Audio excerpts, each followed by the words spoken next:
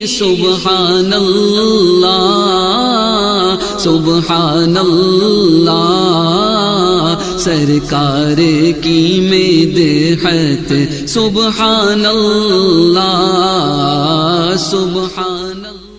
اس حوالے سے اسلام نے بڑی واضح تعلیمات بیان فرمائی۔ اللہ کے رسول علیہ الصلاۃ والسلام ارشاد فرماتے ہیں کہ یہ پاخانے شیطانوں اور جناتوں کے حاضر رہنے کی جگہ ہیں، تو جب تم میں سے کوئی بیت الخلاء جائے تو یہ دعا پڑھ لے، اعوذ باللہ من الخبث والخبائث۔ اور دوسری حدیث پاک میں یہ ہے اللہم انی اعوذ بک من الخبث والخبائث۔ اس حدیث پاک کا مطلب یہ ہے کہ چونکہ استنجا خانہ وغیرہ یہ ناپاکی کی جگہ رہتی ہے اور شیطان اور خبیث جن یہ ناپاک جگہوں میں زیادہ جاتے ہیں، لہذا ان جگہوں میں یہ موجود رہتے ہیں، اور کوئی جب استنجا وغیرہ کے لیے جاتا ہے تو اس کو تکلیف بھی پہنچا دیتے ہیں اور اس کو مشقت میں ڈال دیتے ہیں۔ تو اللہ کے رسول علیہ السلام نے حفاظت کا طریقہ بتایا کہ جب استنجا خانے میں جاؤ تو پہلے یہ دعا پڑھ لو اللہم انی اعوذ بک من الخبث والخبائث۔ اس کا فائدہ یہ ہوگا کہ وہاں پہ جو بھی شیطان اور جنات وغیرہ ہیں وہ آپ کو کوئی تکلیف نہیں پہنچا سکیں گے۔ یہاں جو مشترکہ استنجا خانے وغیرہ بنے ہیں وہاں پہ جو لوگ جاتے ہیں تو بارہا ایسی شکایتیں سننے میں آتی ہے کہ فلاں وہاں پہ گیا تھا تو ڈر گیا، فلاں کو یہ تکلیف ہو گئی، فلاں کو یہ ہو گیا۔ تو اگر اس دعا کو پڑھنے کی آپ عادت ڈال لیں تو استنجا خانے یا ایسی ناپاک جگہوں میں جو خبیث چیزیں رہتی ہیں ان سے حفاظت ہوگی اور کوئی بھی ایسی خبیث چیز آپ کو نقصان نہیں پہنچائے گی۔ اور ترمذی شریف کی حدیث پاک میں ہے حضرت علی رضی اللہ تعالیٰ عنہ نے بیان فرمایا کہ جن کی آنکھوں اور انسان کے سطر میں پردہ یہ ہے کہ جب وہ پاخانے کو جائے تو بسم اللہ کہہ لے، یعنی جب کوئی جائے استنجا کے لیے اور بسم اللہ کہہ لیتا ہے تو پھر شیاطین وغیرہ یہ بنی آدم یعنی انسانوں کی شرمگاہ کو نہیں دیکھتے ہیں اور کوئی تکلیف نہیں پہنچاتے۔ اگر کوئی بغیر بسم اللہ چلا جائے تو شیطان وغیرہ شرمگاہ کی طرف دیکھتے ہیں اور اس انسان کو تکلیف پہنچانے کی کوشش کرتے ہیں۔ اور حضرت انس رضی اللہ تعالیٰ عنہ سے روایت ہے کہ جب اللہ کے رسول علیہ الصلاۃ والسلام بیت الخلاء سے تشریف لاتے تو یہ فرماتے الحمدللہ الذی اذھب عنی الاذی وعافانی، یعنی استنجا سے فراغت کے بعد میں میرے آقا صلی اللہ علیہ وسلم کا یہ معمول تھا کہ آپ اللہ کی حمد بیان کرتے کہ اللہ تبارک و تعالیٰ کی حمد ہے کہ وہ اس نے ہم سے تکلیف کو دور کر دیا اور ہمیں عافیت عطا فرمائی۔ یہ بھی ایک شکر کا طریقہ ہے کہ بندہ اللہ کی اس نعمت پر بھی شکر ادا کرے کہ اللہ تبارک و تعالیٰ نے اس سے تکلیف والی چیزوں کو دور کر کے اسے ستھرا کر دیا۔ اور حضرت عبداللہ سے یہ حدیث مروی ہے کہ اللہ کے رسول علیہ السلام نے فرمایا کوئی بھی غسل خانے میں پیشاب نہ کرے پھر اس میں نہائے یا وضو کرے کہ اکثر وسوسے اس سے ہوتے ہیں، یعنی لوگ استنجا خانے میں یا غسل خانے وغیرہ کے لوگ جو غسل خانے کے اندر استنجا کر لیتے ہیں اور پھر وہیں پر نہانے لگ جاتے ہیں یا وضو کرنے لگ جاتے ہیں تو اس سے وسوسے پیدا ہوتے ہیں۔ اس لیے حکم یہ دیا گیا کہ جہاں پہ غسل کرنا ہو وہاں پہ استنجا نہ کیا جائے، غسل کی جگہ الگ ہو، استنجا کی جگہ الگ ہو۔ اگر آپ غسل بھی اسی جگہ کریں گے اور استنجا بھی اسی جگہ کریں گے تو اس سے وسوسے پیدا ہوں گے اور انسان جو ہے وہ وسوسوں کا مریض بن جائے گا۔ اور حضرت عبداللہ بن عباس رضی اللہ تعالی عنہما سے یہ حدیث مروی ہے کہ اللہ کے رسول علیہ السلام دو قبروں کے پاس سے گزرے، فرمایا کہ ان دونوں کو عذاب ہو رہا ہے اور کسی بڑی بات میں عذاب نہیں ہو رہا ہے، یعنی ایسی چیز کی وجہ سے عذاب نہیں ہو رہا ہے جس سے بچنا مشکل ہو۔ تو فرمایا کہ ان میں سے ایک تو پیشاب کے چھینٹوں سے نہیں بچتا تھا اور دوسرا چغلی کھاتا تھا۔ تو اس حدیث پاک سے یہ پتہ چلا کہ اگر کوئی پیشاب کے چھینٹوں سے نہ بچے تو قبر کے اندر عذاب ہوتا ہے. اور اسی لیے فرمایا گیا کہ جو لوگ پیشاب کے چیٹوں سے نہیں بچتے ہیں زیادہ تر ایسے ہی لوگ قبر کے عذاب کے اندر گرفتار ہوتے ہیں. لہذا کبھی بھی استنجا وغیرہ کیا جائے تو اس طرح استنجا نہ کریں کہ اپنے کپڑوں پر چھینٹے لگیں، یعنی کھڑے ہو کر کے استنجا کرنا یا ایسی جگہ استنجا کرنا جہاں سے چھینٹے پڑتے ہوں، یہ اس سے سخت پرہیز کرنا چاہیے. استنجا کے حوالے سے ہمارے بزرگوں نے جو واضح تعلیمات بیان فرمائی ان میں سے یہ ہے کہ جب پاخانہ پیشاب کو جائے تو مستحب یہ ہے کہ اندر جانے سے پہلے ہی باہر بسم اللہ پڑھ لے، اور یہ پڑھ لے اللہم انی اعوذ بک من الخبث والخبائث. پھر اس کے بعد میں پہلے الٹا قدم بایاں قدم پہلے استنجا خانے میں رکھے، اور جب نکلنے کا وقت آئے تو پہلے دایاں پاؤں باہر نکالے، یعنی جانے میں الٹا پاؤں پہلے اندر رکھے اور باہر نکلنے میں سیدھا پاؤں یعنی دائنا پاؤں پہلے باہر نکالے. جب استنجا کر کے نکلے تو یہ دعا پڑھ لے غفرانک الحمدللہ الذی اذھب عنی ما یؤذینی وامسک علی ما ینفعنی. تو یہ اللہ کی حمد بھی ہو جائے گی اور اس سے جو ہے وہ بندہ اللہ کی بڑی نعمتوں سے مالا مال ہونے کا سزاوار بھی ہو جائے گا. پخانہ یا پیشاب میں جاتے وقت میں یا طہارت کرنے کے وقت میں اس بات کا خیال رکھے کہ بڑے ہی وقار کے ساتھ میں رہے، کوئی ایسا کام نہ کرے جو وقار کے خلاف ہو. اور استنجا خانے میں نہ قبلہ کی طرف منہ ہو نہ قبلہ کی طرف پیٹھ ہو، چاہے مکان میں استنجا کرے یا میدان میں کرے، چاہے استنجا خانے میں کرے، کہیں پر بھی کرے. خانہ کعبہ کی طرف پیٹھ بھی نہیں ہونا چاہیے اور خانہ کعبہ کی طرف منہ بھی نہیں ہونا چاہیے. اگر کسی ایسے استنجا خانے میں جانے کا موقع ملا کہ جہاں بیٹھنے کی جگہ کعبہ کی طرف منہ ہے یا پیٹھ ہو رہی ہے تو گھوم کر کے بیٹھے اور خانہ کعبہ کے ادب کا خیال رکھے. جو لوگ بچوں کو پیشاب پخانہ کے لیے بٹھاتے ہیں تو وہ خیال نہیں رکھتے ہیں اور بچے کو کبھی قبلہ کی طرف منہ کر کے بٹھا دیتے ہیں. تو اس بات کا خیال رکھا جائے کہ بچے کو بھی استنجا کے لیے جب بٹھایا جائے تو قبلہ کی طرف منہ نہ ہو. اگر ایسا کریں گے تو بچہ تو گنہگار نہیں ہوگا لیکن بٹھانے والا گنہگار ہوگا. اور پخانہ پیشاب کے وقت میں سورج اور چاند کی طرف نہ منہ کیا جائے نہ پیٹھ کی جائے. ایسے ہی جدھر ہوا چل رہی ہے ہوا کے رخ پر بھی پیشاب کرنا منع ہے کیونکہ اس سے بدن پر چیٹے آئیں گے.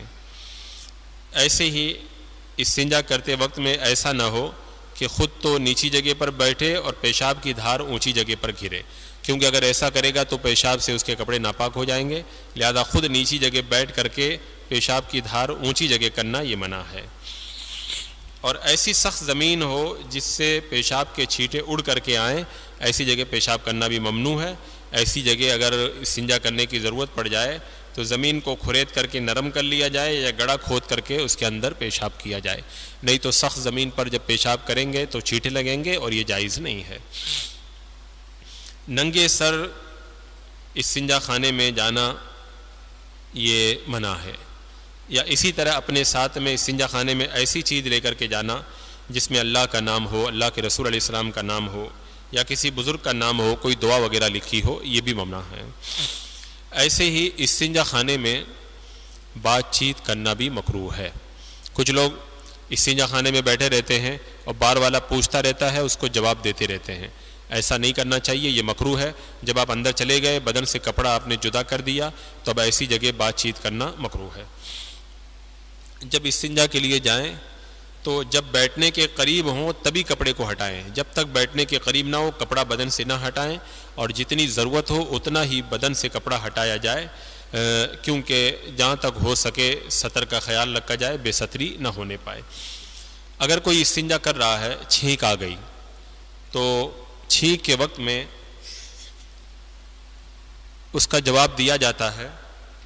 تو حکم یہ ہے کہ اگر استنجا خانے میں چھینک آ جائے تو جواب نہ دیا جائے، زبان سے جواب نہ دیا جائے. کوئی سلام کر دے تب بھی جواب زبان سے نہیں دینا چاہیے. یا اذان کی آواز آ گئی تو اذان کا جواب بھی زبان سے نہیں دینا چاہیے. ہاں یہ ہے کہ اگر چھینک آ گئی ہے تو دل ہی دل کے اندر الحمدللہ کہہ سکتے ہیں، زبان سے نہ کہا جائے۔ اور استنجا خانے میں بغیر ضرورت اپنی شرمگاہ کی طرف نظر نہ کی جائے، بلکہ جو بدن سے نجاست نکلتی ہے اس کو بھی نہ دیکھا جائے، اور نہ تو استنجا خانے میں تھوکا جائے، نہ ناک صاف کی جائے، نہ بغیر کسی ضرورت کے کھنگاریں، نہ استنجا خانے میں بیٹھتے وقت میں آپ نہ بار بار ادھر ادھر دیکھیں، نہ بیکار بدن کو چھوئیں، نہ آسمان کی طرف نظر کریں، بلکہ ادب کا طریقہ یہ ہے کہ استنجا خانے میں شرم کے ساتھ میں سر جھکا کر کے بیٹھے رہیں اور ادب اور وقار کو خیال میں رکھیں۔ تو یہ اسلام کی بڑی خوبی کہ اتنا عظیم ادب جو ہے وہ اسلام نے ہم کو عطا فرمایا۔